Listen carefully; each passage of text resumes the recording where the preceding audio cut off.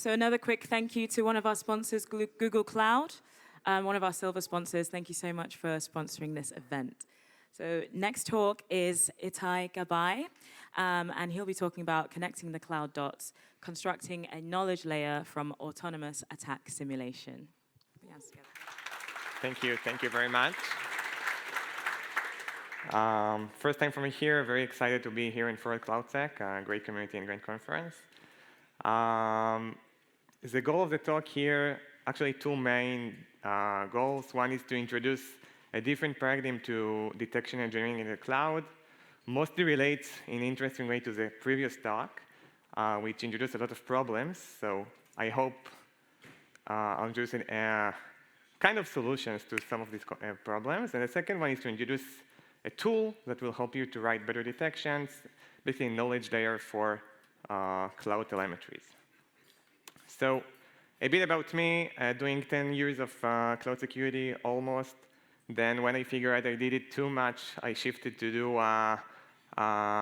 more breaking AI models, and now using AI models to break the cloud in Brava. I'm the co-founder and CTO of Brava Security.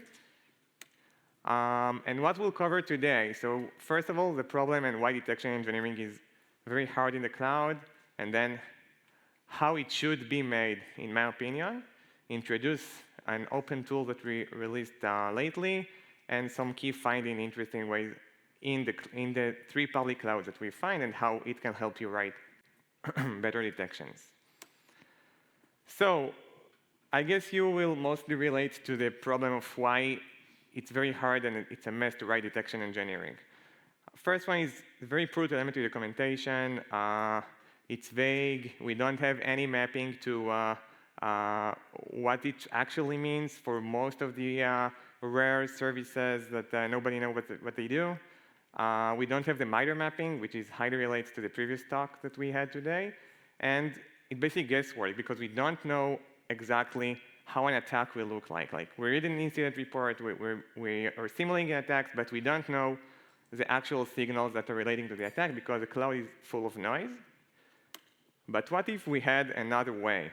What if we knew beforehand how the attack will look like in the telemetries, in the logs? Whether it's security logs, cloud info logs, application logs. What if you could run the real attack and see what are the telemetries that are being triggered, capture them, and then have kind of a knowledge base that maps each event, each telemetry to the attack that they can help us detect and investigate. So today I'm introducing Cloudots, which is still a research system. Still, quick disclaimer, it's still in progress, but already available for use, which is kindly do this kind of stuff. First one, it defines attacks and scenarios in a very declarative way, and then knows how to plan it into the raw logs, telemetries, and executes the attack in the different cloud, different security tools, in a sandbox cloud accounts to not do any harm, and then gather the telemetries and maps each telemetry to the attack that triggers these telemetries. But before that, quick motivation of why we build that. So at Brava, we're doing SIEM optimization, and we needed training set on kind of log criticality, because there are tens of thousands of logs in the cloud, and we needed only the ones that really matter for security. So we built Cloudots that simulate attacks and then gather only the important ones that maps the attack to the logs. And this is basically a training set. And today we're releasing the training set, this knowledge base that maps all the telemetries to the attacks themselves. So now, how the agents work? So imagine it's like 3 years old kids that's pushing all the buttons. So this is actually what we're trying to do in Cloudots. It's get an objective like exfiltrate data or some high-level action, and then it has its own capability index that uses API tooling or Stratus or PAC or other attack simulation tools and try to define what will be the best way to achieve this stack. And then it breaks it down to a low-level graph API. Generate a call trying to achieve this, for example, here, exploitation. And then if it's succeeded in the execution, we map the APIs that were being called, the actions, the attacks, and then have this kind of a mapping and updating the knowledge base. So here it's more of a complete example of how we gain, for example, persistence by any AIM views. So it's just a high-level goal. We want to establish persistence. So first of all, the agent gather where it runs, the permission, the posture of the cloud account it tries to gain persistence to. Like it's calculated security posture, and then tries to understand what will be the action that will get the best outcome for this, for this high-level input. For instance, here you can see it enumerates different APIs and tools that it can do in order to achieve this task.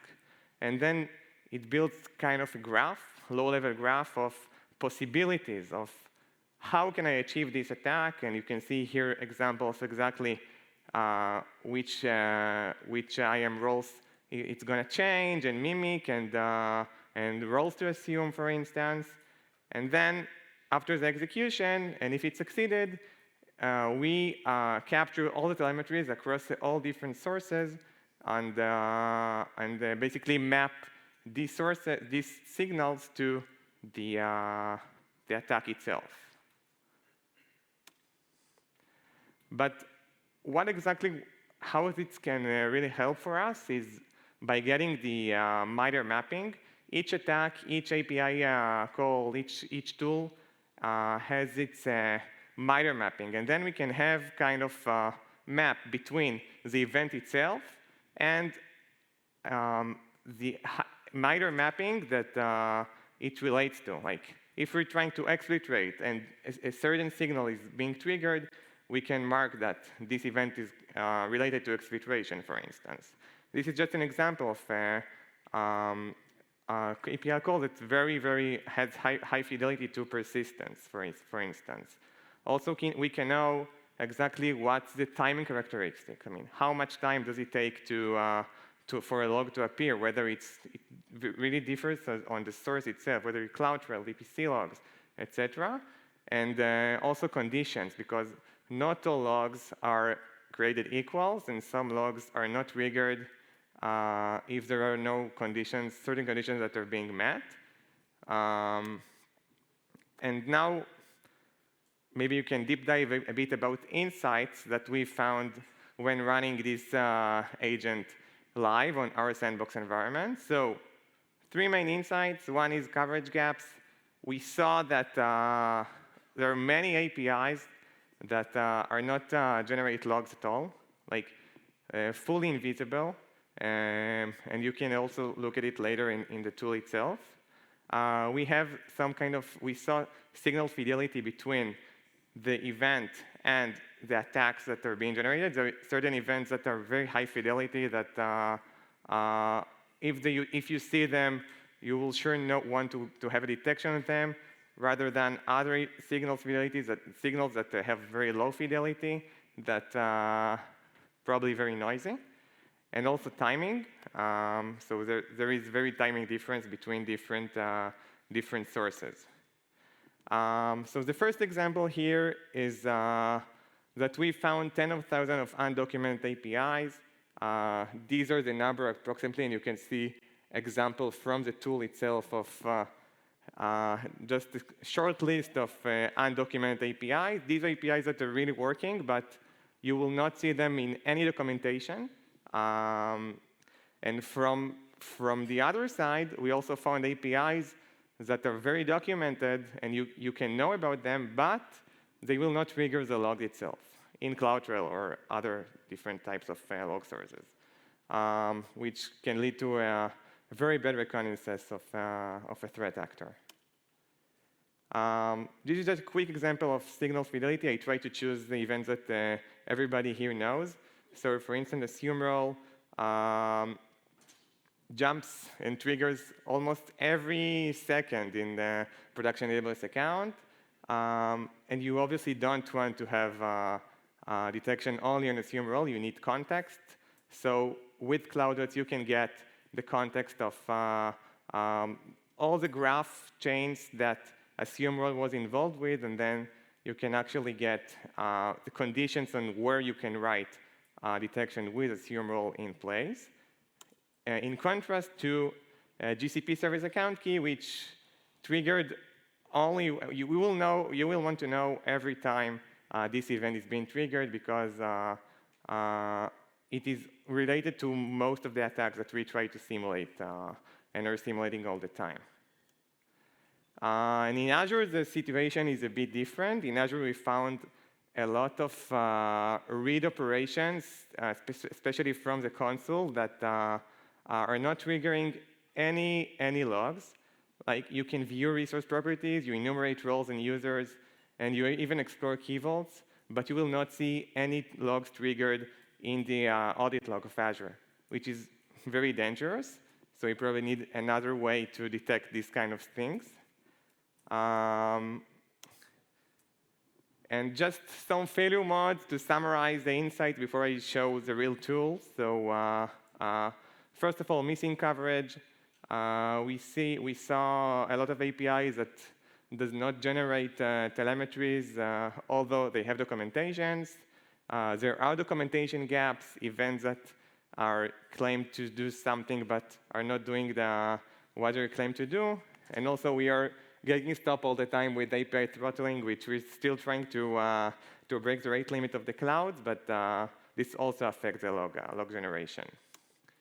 And now, for the real action. So I'm going to show you a bit of Cloudots, which is right now open. So this is Cloudots. It's the knowledge base, the training data to the models that I mentioned before. We have the mapping for AWS, Azure, and GCP. For instance, here, you can see all of the different services of AWS, the same for Azure, same for GCP. And just for a quick example here, these are all the unknown source events that are not documented in AWS. So you can look at it and see how many of them there are. You can access them, and they will really generate a result. In addition, for every event we have here, we have the source, the MITRE mapping, and incidents that we successfully achieved success with, and their mapping. So, for instance, our agents tried to mimic and simulate this incident, and then it succeeded, and we saw the delete trail in the process of the simulation. So we have this mapping and link between the attack and the event itself. Also, how can it be simulated? You see that the agent use Stratus or Pacu, and also example event of how it's going to look like when you see it in your environment. In addition to that, let's do it in a cool theme. You can see we built also a kind of a threat intel correlation. You can paste a log here and then get the analysis of exactly what this log means. Yeah, the Wi-Fi here is not great, but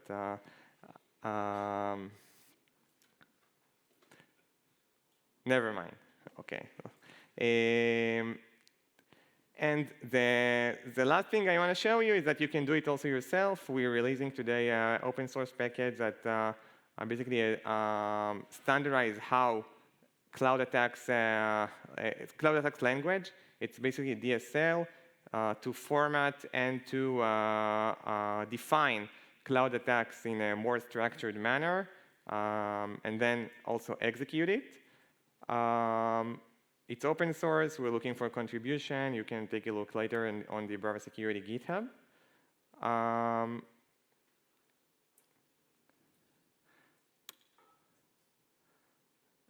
Let's see, maybe it worked. No. Anyway, so what can we do with this? Like, what's going to be the practical use case for detection engineering? If we have the mapping of every MITRE TTP to the corresponding event, so we can do kind of coverage validation, whether we have our detections that really match what we want to detect. You can test also, like, if you're trying to protect yourself from a certain detection, you can simulate it using the agent and then get whether your detection really works or works too bad and then get a lot of noise. You can also prioritize your signals, which signals are more important for your organization versus others. Knowledge sharing and also detection validation, as I discussed before. And I think the bigger picture here is today attackers using AI, and we see this all the time, automated scripts, AI-generated payloads, and really speed that we use to leverage AI to attack our cloud tenants, but we still use PDFs and vague documentations to defend from this. And this must be changed. So in my opinion, this is a new paradigm for detection and engineering and cloud security in general.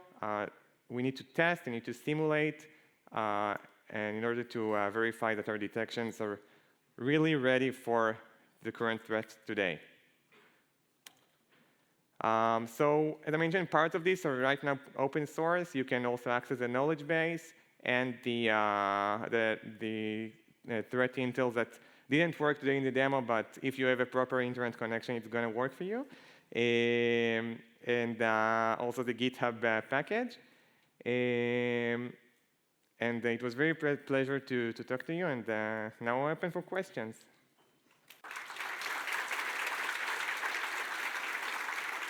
Thank you, Itay. There's a question. Oh, I'll get to you next. Thanks. Great talk, by the way. How are you planning to handle for the kind of temporal aspect of like vendors changing their logs over time, like as they update their schemas, as they release new features? Like what you showed is like the Cloudots site, excellent, but like I'm wondering, like you could almost like add another layer to the diff between versions of logs, which they kind of release silently. Yes, that's a great idea, by the way. We do see slight changes all the time between schemas and events. Even the same event is getting fields added or deleted. Right now, it's not being tracked, but it's a good idea to add. I think that the more the simulations are going forward and we're adding more tools to the agent, we will see much more schema changes, and then it will also reflect in the knowledge base itself. Excellent, thank you. There's a question over here. Hi, thank you for the talk. Very interesting stuff. I was wondering if you have some leverageable advice on how to get from here. Like, I guess everyone's a practitioner. We're all like at different stages. Some don't even have a CM yet or anything. And your solution seems very sophisticated and advanced in a way. What are like slight steps you can take to get into the right directions? Yeah, so I think it's starts and ends with the data itself. You first of all want to know that you have the proper data in order to detect the basic or your preferred attack vectors you want to be protected from. And with this, you can actually see sources and events that are related to different attack vectors, and then understand where to start. Like, I know there's thousands of different sources and signals, and you want to focus on only the most effective ones. So you first need to prioritize your preferred attack vectors you want to be protected from, and then using these or any other mapping, first get the data, then build the detections on the attack vector itself. I hope this answers the question. Just in connected to that question, were there any sort of drawbacks or challenges that you had when creating this agentic? Yeah, so there were many challenges. The API throttling is just one of them, but first of all, you know, AI is not deterministic, and it keeps surprising us all the time with the operation it does. But so we need to get control of it. So the first challenge was the throttling. Second challenge was to integrate different tools, so it will be much more capable. If we talked about open source tools like Cloudots and Paco, and even integrating the API that the agent will be able to do API requests with authentication, with different type of authentication that exists in the cloud. So these are just a sneak peek to the challenges we got. It's still in development, but yeah. Cool, awesome. One over there. Yeah, hello. Thank you for the presentation. So you mentioned that not all actions generate the logs, right, in the cloud. Do you have any other harmful actions for AWS and GCP, like examples of these actions? And the second part of this question, you mentioned Azure Key Vault, right? That some actions within Azure Key Vault do not generate the logs. Isn't it because of the diagnostic settings weren't configured for this resource? Thank you. So for the first question, yeah, it's available in the portal. You can see, for instance, here, let's separate it into two. You can see here different APIs that today are not also generating logs. And from the other side, also, if you try, for instance, AWS to do the same operation every time in a short period of time, for 95% of the time you will see the log. 5% of the time, approximately, you will not see the log, and it's not bulletproof. Let's call it by the way. And the second question, I'm not talking about reading the secret itself, but if you do read operations in general, when you try to read resources to enumerate the list of the key vaults exist today in the cloud in Azure. So if you do it from the console, you will not see the action of someone tried to list the key vaults, for instance. The diagnostic setting is for revealing the secrets, etc. Any others in the room? We'll quickly take one from Slack. Chris Walsh says, SAS is a blind spot. Is it on your radar to... Is it on your radar to include detection similar to Wiz's CSPMs for configuration changes from log data? Does that make sense? Can you repeat it again? Yeah, sorry. SAS is a blind spot. Is it on your radar to include detection for configuration changes from log data, similar to Wiz CSPM? Mm-hmm.